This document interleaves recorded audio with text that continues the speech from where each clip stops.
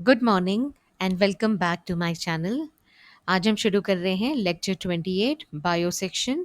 Title है DNA fingerprinting.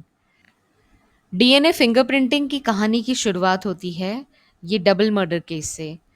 ये था सस्पेक्ट कॉलिन पिचफॉर्क। इसने दो लड़कियों की रेप एंड मर्डर किए थे लेसेस्टर शायर यूके में। एंड इसे ट्रेस करना मुश्किल हो रहा था। देखिए, पहली लड़की का मर्डर हुआ था 1983 में एंड दूसरा केस आया था 1986 में।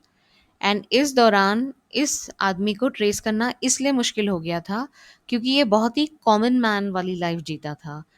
He was a baker. He was killed in cake icing. And 1983 में जब पुलिस इन्वेस्टिगेशन हो रहा था तो he had a strong alibi. Alibi मतलब एक गवाह कि ये कह सके कि ये कहीं और बिजी था। जैसे ये बेबी सिटिंग कर रहा था एंड इसकी वाइफ ने वो गवाह दिया था कि यस ये बेबी सिटिंग कर रहा था। तो इस वजह से पुलिस इसे पकड़ नहीं पाई। फाइनली ये केस सॉल्व हुआ कलेक्टिव एफर्ट से। पूरे एरिया के लोगों ने, पुलिस ने, एडमिनिस्ट्रेशन ने एंड साइंटिस्ट की टीम ने मिलकर के इस केस पे काम किया। नैरो डाउन करना मुश्किल हो रहा था तो पुलिस ने उस एरिया के 6000 मैन को सबको कहा कि अपना अपना ब्लड सैंपल दीजिए। एंड फिर उनके ब्लड सैंपल्स की एनालिसिस हुई। तो ये बहुत ही लंबा प्रोसेस था क्योंकि हमें केयरफुली करना था। तो अराउंड 6 मंथ्स हो गए थे। लेकिन केस के बारे में लोग फिर भी अवेयर थे। They wanted to solve the case to provide justice to these two girls. And इस केस को क्रैक करना मुश्किल हो रहा था क्योंकि जो कल्प्रिट था कॉलिन पिचफॉर्क, उसने अपने एक फ्रेंड को मैनिपुलेट किया था ये कह के कि मेरे बच्चे हैं, मेरी बीवी है और पुलिस मुझे किसी मेरे पुराने केस की वजह से, क्योंकि इसके और भी केसेस थे और मिसबिहेवियर के विथ वुमेन। तो इसने अपने फ्रेंड को इस तरह से मैनिपुलेट किया कि फ्रेंड कन्विंस हो गया कि हाँ शायद पुलिस ही इसे झूठे इल्ज़ाम में पकड़ लेगी। तो इसके फ्रेंड ने अपना ब्लड सैंपल दिया था। तो इस वजह से ये केस सॉल्व नहीं हो पा रहा था। देन इवेंचुअली वो फ्रेंड ने ही रियलाइज़ किया कि वो उसने गलत किया है पुलिस को गुमराह करके। And he confessed it to other colleagues. And फिर वो कलीग्स जो बेकरी में साथ में काम करते थे उन्होंने पुलिस को रिपोर्ट किया। एंड इस तरह से इस कल्प्रिट को आइडेंटिफाई किया गया। तो डीएनए एनालिसिस तब मुमकिन होगी जब हमारे पास कल्प्रिट का सैंपल इन गुड कंडीशन आएगा।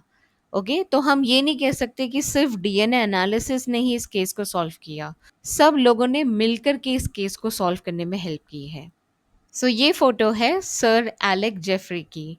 He was a scientist. After solving this case, इस केस को सॉल्व करने के बाद उन्हें नाइट का ऑनर दिया गया। ये यूके का ऑनर है जिसमें नाम के आगे सर लगाया जाता है। देखिए, ये होता है ऑटो रेडियोग्राम। बेसिकली ये एक एक्सरे फिल्म है एंड इसमें आपको ये अलग अलग बैंड्स दिखेंगे। हर इंडिविजुअल का एक यूनिक प्रोफाइल होता है। तो उस प्रोफाइल को हम डीएनए प्रोफाइल कहते हैं या फिर डीएनए फिंगरप्रिंटिंग। तो चलिए इस वीडियो में हम समझते हैं इस प्रोसेस को। Technique used by Alec Jeffrey. First step होता है isolation of DNA. DNA sample में आपको दो पीक मिलेंगे जब आप इसका डेंसिटी ग्रेडियंट सेंट्रिफिकेशन करते हैं। ये होता है main DNA, main peak, genomic DNA.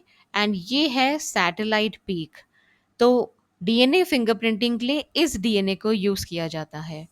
DNA sample मिलने के बाद अब उसका डाइजेशन किया जाता है यूजिंग रेस्ट्रिक्शन एंडोन्यूक्लियस। देखिए, डीएनए इस एंजाइम जो कि डीएनए डाइजेस्टिंग एंजाइम्स होते हैं, इसकी दो कैटेगरीज होती हैं। एक्सोन्यूक्लियस जो कि एंड से च्यू करना शुरू करता है। तो ये सब एक एक न्यूक्लियोटाइड को ब्रेक करके इस पूरे डीएनए स्ट्रैंड को ब्रेक कर देगा। एंड सेकेंड कैटेगरी होती है एंडोन्यूक्लियस। एंडो का मतलब है कि सीक्वेंस में बीच में वो कट जनरेट कर सकता है। तो उसे एंड से शुरू करने की ज़रूरत नहीं है, बीच से वो कट कर सकता है, इसलिए इसको एंडोन्यूक्लियस कहा जाता है। सो एंडोन्यूक्लियस जो डीएनए सीक्वेंस रिकॉग्नाइज करते हैं उन्हें कहा जाता है रेस्ट्रिक्शन साइट्स। सो जैसे ये एक एग्जांपल है, इको आर 1 एंजाइम का नाम है, तो वो रिकॉग्नाइज करता है GAA-TTC। ये है restriction site of Eco R 1। And जो क्लीवेज होगा वो यहाँ होगा बिटवीन G and A। तो शुगर फॉस्फेट बॉन्ड यहाँ पर कट की जाएगी बाय दिस एंजाइम।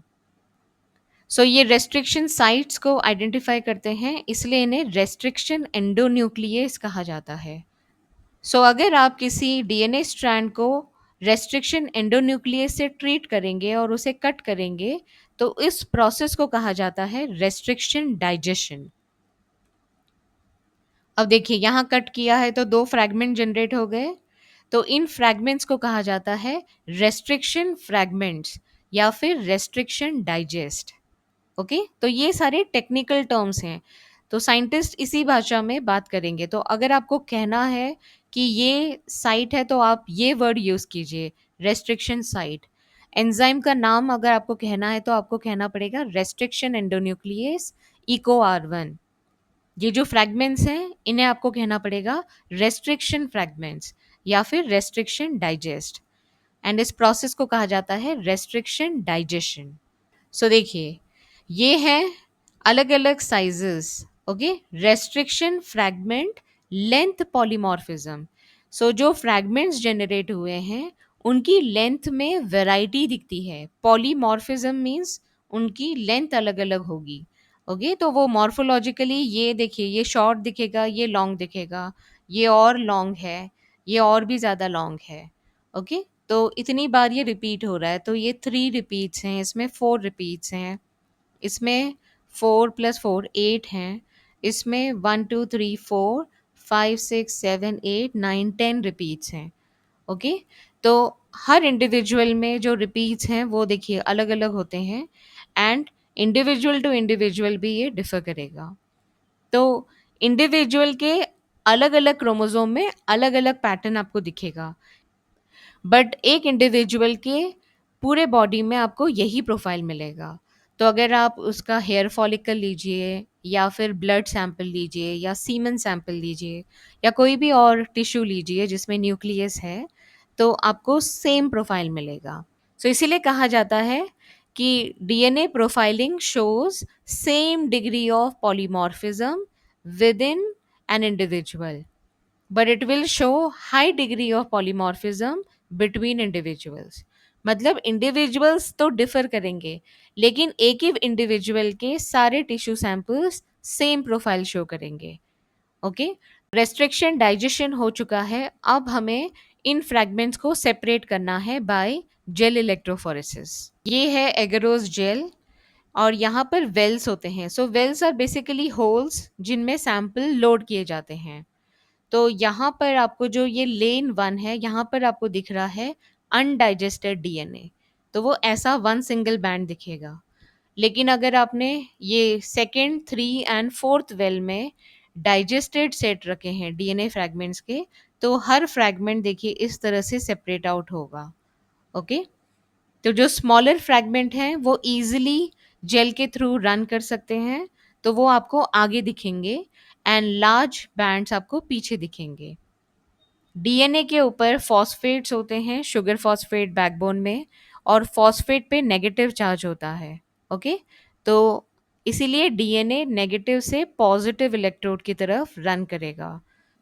अब इलेक्ट्रोफोरेसिस हो चुकी है, नेक्स्ट स्टेप होता है transferring the separated fragments to synthetic membrane such as nitrocellulose और नाइलॉन।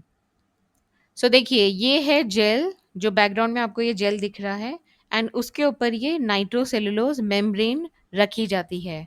आपको ये फ्लैट फोर्सेप यूज करना पड़ेगा, अगर आपने शार्प फोर्सेप यूज किया तो मेम्ब्रेन फट जाएगी। सो एक कैसेट में ये रखा जाता है, दोनों तरफ स्पंज है, देन फिल्टर पेपर है, एंड देन बीच में जेल है और उसके ऊपर ब्लॉटिंग मेम्ब्रेन है, नाइट्रोसेलुलोज मेम्ब्रेन।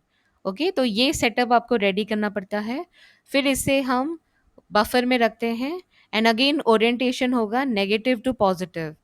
तो नेगेटिव डीएनए फिर माइग्रेट करेंगे, वो जेल से निकल करके ब्लॉटिंग मेम्ब्रेन के ऊपर आ जाएंगे। सो देखिए, इसे हम सदन ब्लॉटिंग कहते हैं। जब डीएनए जेल से रन करके नाइट्रोसेलुलोज मेम्ब्रेन में ट्रांसफर किया जाता है, वो होता है सदन ब्लॉट।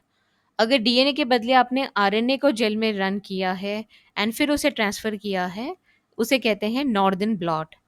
एंड प्रोटीन को जब हम ट्रांसफर करते हैं नाइट्रोसेलुलोज मेम्ब्रेन में, उसे वेस्टर्न ब्लॉट कहा जाता है। तो ये अलग अलग नाम हैं अलग अलग ब्लॉट्स के। सो फिलहाल हम डीएनए फिंगरप्रिंटिंग में सदर्न ब्लॉट के बारे में बात कर रहे हैं। तो जो प्रोसेस मैंने आपको दिखाया ये स्लाइड में, ये प्रोसेस है सदर्न ब्लॉटिंग, क्योंकि हम डीएनए को ब्लॉटिंग मेम्ब्रेन में ट्रांसफर कर रहे हैं। अब ट्रांसफर हो चुका है, तो नेक्स्ट स्टेप आएगा hybridisation with the VNTR probe. Blotting होने के बाद भी नाइट्रोसेलुलोज मेम्ब्रेन आपको ब्लैंक दिखेगा, इसमें आपको बैंड्स नहीं दिखेंगे। ओके, लेकिन डीएनए ट्रांसफर हो चुका है, यहाँ पर बैंड्स हैं, बस वो विजिबल नहीं हैं।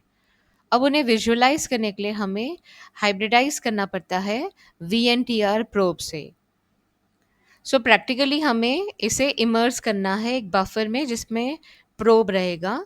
सो the probe will bind to the respective VNTR regions, and this is how it will label the bands. अब हाइब्रिडाइजेशन हो चुका है। नेक्स्ट स्टेप है detection of the fragments those bands by autoradiography. So जो probe था उसके साथ एक रेडियो एक्टिव आइसोटोप भी लिंक्ड रहता है।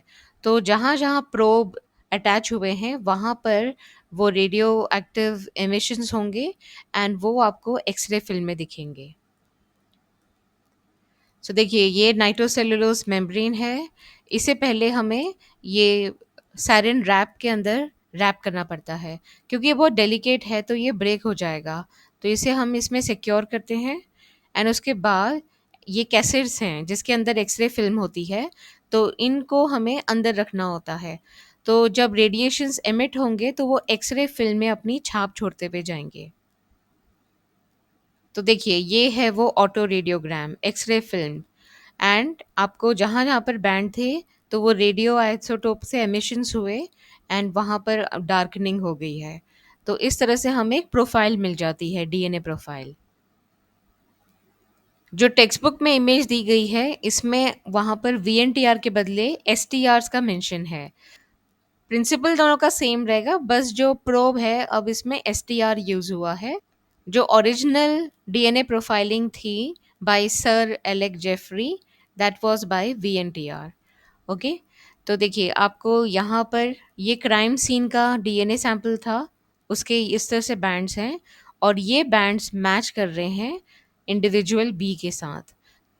तो इस तरह से मैच किया जाता है एंड आइडेंटिफाई किया जाता है कल्प्रेट को। सो प्रैक्टिकली डीएनए फिंगरप्रिंटिंग कैसे करते हैं वो हमने देख लिया है। अब इसके पीछे की हम थियोरी को समझेंगे। देखिए, ह्यूमन जीनोम प्रोजेक्ट में हमने ये पॉइंट्स डिस्कस किए थे कि repeat sequences they make up large portion of human genome and these repetitive sequences are important for chromosome structure, dynamics and evolution. So जो सैटेलाइट डीएनए का वीएनटीआर प्रोफाइलिंग हमने की है या एसटीआर प्रोफाइलिंग की है, वो रिपीट सीक्वेंसेस रीजन से ही की जाती है, कोडिंग रीजन से नहीं की जाती। वो ऑलमोस्ट सेम होता है हर इंडिविजुअल में। अगर आप और मैं डिफरेंट हैं तो हम इन रिपीटेटिव सीक्वेंसेस में डिफरेंट हैं, कोडिंग सीक्वेंसेस हमारे सेम होंगे। So repetitive DNA throughout genome पाया जाता है, वो हर क्रोमोसोम में होता है, क्रोमोसोम 1 से लेकर के 22 क्रोमोसोम जो ऑटोसोम्स हैं, एंड सेक्स क्रोमोसोम्स में भी रिपीटेटिव डीएनए होता है। ओके, सैटेलाइट डीएनए क्या है? सैटेलाइट डीएनए एक तरह का रिपीटेटिव डीएनए है, लेकिन इसकी एक स्पेसिफिक लोकेशन होती है। ये पाया जाता है सेंट्रोमियर्स एंड टीलोमियर्स में। ओके, तो अगर आप रिकॉल करें क्रोमोसोम का स्ट्रक्चर कुछ ऐसा होता है। तो ये जो सेंटर पार्ट है दिस इज कॉल्ड सेंट्रोमियर, और ये जो टेल पार्ट होता है these are टीलोमियर्स।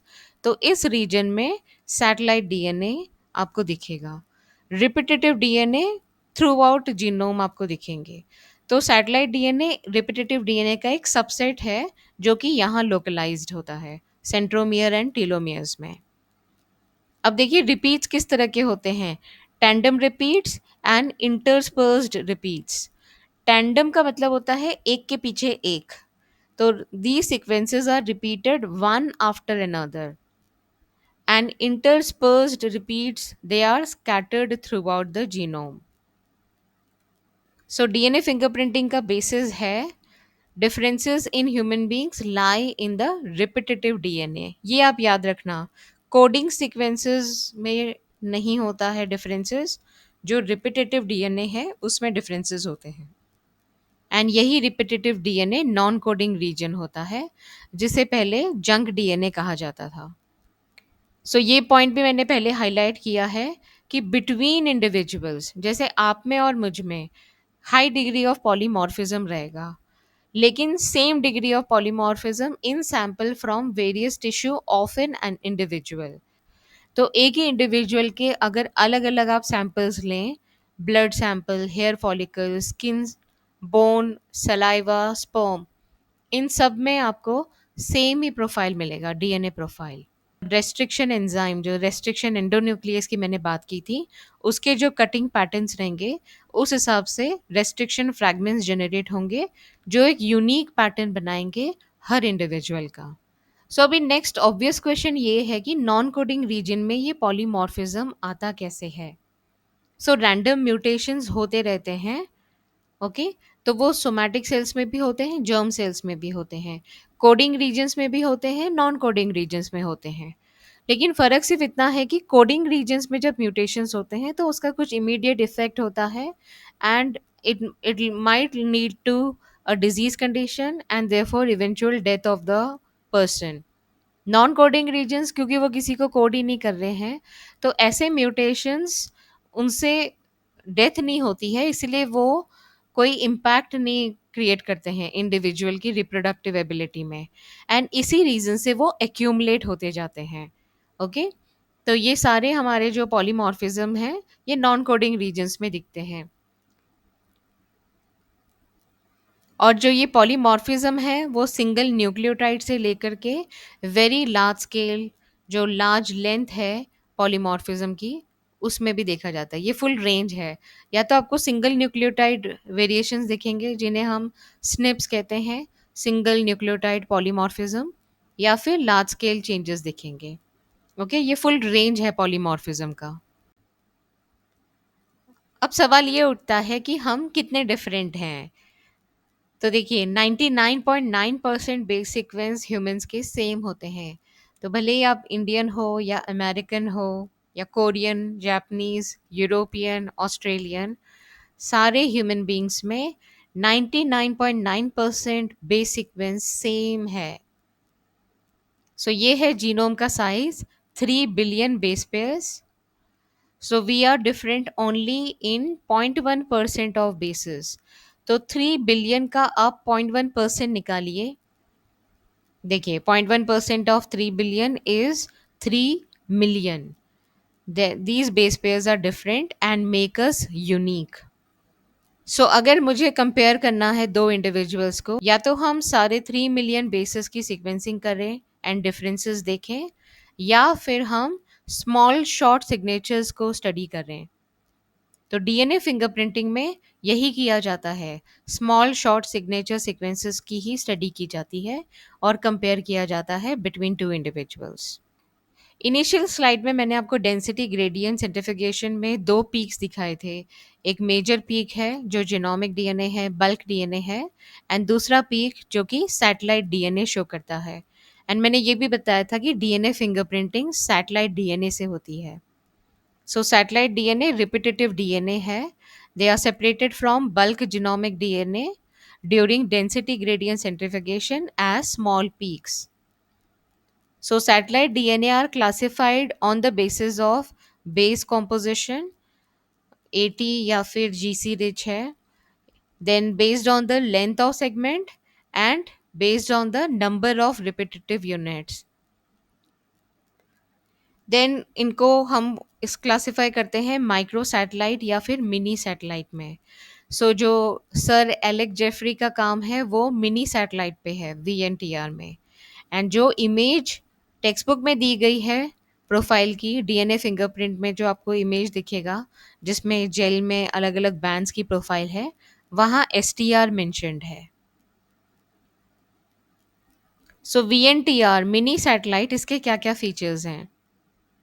It is a small DNA sequence arranged tandemly in many copy numbers. So tandemly क्या था, इसका मतलब क्या था tandemly का? Back to back. The copy number varies from chromosome to chromosome in an individual. So हमारे पास 23 different chromosomes है ना, pairs of chromosome. तो chromosome to chromosome अलग अलग copy number होगा VNTRs का. The number of repeats show very high degree of polymorphism. As a result, the size of VNTR varies in size from zero point 0.1 to 20 kb. Consequently, after hybridization with VNTR probe, the autoradiogram gives many bands of differing size. So identical twins में DNA profiling same रहेगी, सिर्फ ये remaining unrelated या फिर fraternal twins उनमें ये very करेगा। Okay, सो ये सारे पॉइंट्स हैं जो आपको बाय हार्ट करने पड़ेंगे वीएनटीआर रिलेटेड। सो पॉलीमॉर्फिज्म इनहेरिटेबल होते हैं, ये म्यूटेशंस हैं। ओके, तो इसी वजह से वेरिएशंस आते हैं। So inheritable mutations observed in a population at high frequencies are referred to as DNA polymorphism. Allelic sequence variation has traditionally been described as DNA polymorphism if more than one variant at a locus occurs in human population with a frequency greater than 0.01. तो ये इसकी frequency है। अगर किसी variation को allylic sequence variation की frequency इससे ज़्यादा होगी 0.01 या उससे ज़्यादा, ओके, तो वो पॉलीमॉर्फिज्म की कैटेगरी में आएगा। हमने जो प्रोसेस देखा है डीएनए फिंगरप्रिंटिंग का, right from isolation of DNA till auto radiography, उसमें कहीं भी पीसीआर स्टेप नहीं था। तो पीसीआर हम पहले करते हैं अगर कभी सैंपल का लिमिटेशन हो, बहुत कम सैंपल हमारे पास हो, तो एक सिंगल सेल भी अगर हो तो पहले उसका पीसीआर किया जा सकता है जिससे डीएनए एम्पलीफाई हो जाए, एंड देन उसकी फर्दर डीएनए फिंगरप्रिंटिंग एनालिसिस होगी। सो पीसीआर एक इम्पॉर्टेंट रोल प्ले करता है जब सैंपल लिमिटिंग हो। सो additional uses of DNA fingerprinting, so in addition to application in forensic science, it has much wider application such as in determining population and genetic diversities. So of course क्योंकि हम profiling कर रहे हैं तो हम diversity studies भी कर सकते हैं, population diversity studies. Currently, many different probes are used to generate DNA fingerprints. So VNTR mini satellite था, STR micro satellite है। STR का full form है short tandem repeats. Then polymorphism in DNA sequence is the basis of genetic mapping of human genome as well as DNA fingerprinting. So हम gene के relative positions भी map कर सकते हैं। So finally हमने इस topic को भी कंप्लीट कर लिया है इन डिटेल, सारे पॉइंट्स इसमें कवर कर लिए हैं। अब हम थोड़े नीट के पीवाईक्यू सॉल्व करते हैं। An analysis of chromosomal DNA using the Southern hybridization technique does not use. So ये तीनों यूज होते हैं, सिर्फ पीसीआर यूज नहीं होता है। तो सदर्न सदर्न हाइब्रिडाइजेशन में पीसीआर नहीं यूज होता है, बाकी सब होते हैं। लेकिन डीएनए फिंगरप्रिंटिंग में अगर सैंपल साइज इनफ नहीं है तब हम पीसीआर का यूज करेंगे। ओके, तो यहाँ पर तो सिर्फ सदर्न हाइब्रिडाइजेशन का क्वेश्चन है, तो इलेक्ट्रोफोरेसिस होती है, ब्लॉटिंग होती है, रेडियोग्राफी होती है, ये तीनों होते हैं। ऑप्शन 4 इसका आंसर है। Next one, satellite DNA is important because it, देखिए इसमें क्या आएगा, इट कोड्स फॉर एंजाइम, नहीं, ये तो नॉन कोडिंग रीजन होता है, रिपीटेटिव डीएनए नॉन कोडिंग है। It codes for protein needed in cell cycle, again this is wrong, it is non coding region. तो ये हटा दीजिए, ये हटा दीजिए। यहाँ क्या है, does not code for protein and is same in all members of the population, ये भी गलत है। It is different in members of population. तो ये भी रॉन्ग हो गया है। तो थर्ड पॉइंट ही हमारा आंसर है। अब आप इसको रीड कीजिए। shows high degree of polymorphism in population and also same degree of polymorphism in an individual which is heritable from parents to children. So every point is correct. High degree of polymorphism within the population, ये correct है, and same degree of polymorphism in an individual, एक individual के हर tissue sample का profile same रहेगा। तो ये statement का वो मतलब है। हेरिटेबल है क्योंकि पेरेंट्स से ये चिल्ड्रन में ट्रांसफर होता है, तो हेरिटेबल भी है। तो every point is correct, this is the right answer. Next one, DNA fingerprinting involves identifying differences in some specific regions in DNA sequence called as. अब देखिए ये बहुत ट्रिकी क्वेश्चन है।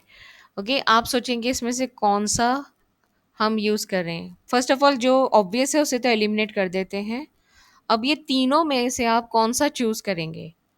आप ये याद रखना कि रिपीटेटिव डीएनए एक बड़ा टर्म है, उसमें एक सबसेट आता है सैटेलाइट डीएनए। ओके, तो repetitive DNA is the answer. अब आप सोचेंगे कि पॉलीमॉर्फिक डीएनए भी तो इसका आंसर हो सकता है। तो इसका जवाब ये है कि पॉलीमॉर्फिक डीएनए ऐसा कोई डीएनए होता नहीं है। डीएनए में हमें पॉलीमॉर्फिज्म दिखता है, लेकिन पॉलीमॉर्फिक डीएनए ऐसा कोई टर्म है ही नहीं। तो इस वजह से ये पॉइंट इनकरेक्ट हो जाएगा। ओके, तो डीएनए फिंगरप्रिंटिंग में हम सैटेलाइट डीएनए ही देखते हैं, लेकिन अगर सैटेलाइट डीएनए के बजाय ये ऑप्शन भी दिया जाएगा तो आपको ये ऑप्शन चुनना पड़ेगा, क्योंकि ये बड़ी कैटेगरी है जिसके अंडर सैटेलाइट डीएनए आता है। ओके, तो इस क्वेश्चन का आंसर हो जाएगा option number 3, repetitive DNA. Next question, DNA polymorphism forms the basis of genetic mapping, yes. DNA fingerprinting, yes. Both genetic mapping and DNA fingerprinting. So ये दोनों ही दे दिए हैं, तो आपको ऑप्शन 3 सेलेक्ट करना पड़ेगा। ट्रांसलेशन नहीं है क्योंकि ट्रांसलेशन तो कोडिंग रीजन से रिलेटेड है। सो ऑप्शन 3 इसका आंसर है।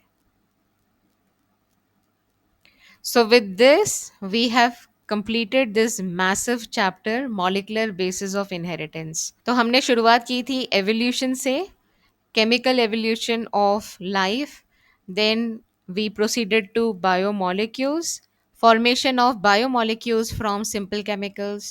फिर हमने molecular biology देखी, how these biomolecules contribute in replication and in transcription, translation. अब नेक्स्ट टॉपिक आप गेस कीजिए कौन सा होगा लॉजिकली अगर हम जाएं। Okay, we are studying the evolution of life from the beginning in the correct sequence. तो कौन सा चैप्टर इसमें से होगा अभी नेक्स्ट।